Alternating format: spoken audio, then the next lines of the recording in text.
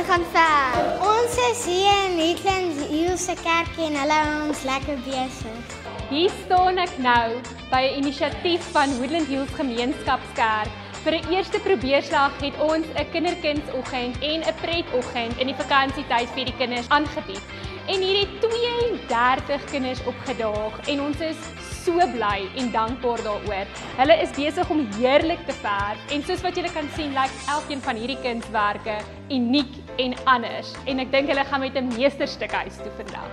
So ons maak so dat die verf kan rondom hulle soos 'n prent kan maak. Engo was hier gewees. Hulle het vir ons die oggend geopen met 'n heerlike popkas waar omgegee vir die kinders vertel het dat geskenke nie in die vorm kom van iets wat jy net koop nie, maar dat jy kan drukkies en omgee en vir mamma en pappa help rondom die huis. En dit was so lekker interaktief geweest en die maats het dit baie geniet.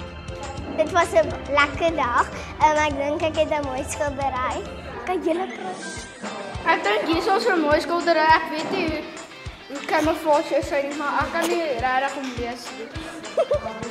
En jy? Dis 'n lekker dag en ek hou van hierdie skildery. My wens vir elkeen van hierdie kinders wat vandag hier opgedaag het, dat hulle 'n geseënde tyd saam met hulle ouers sal hê en dat hulle Kersfees mooi sal wees. En dat liewe Jesus hulle sal spaar om volgende jaar weer terug te kom sodat ons hierdie groter kan doen.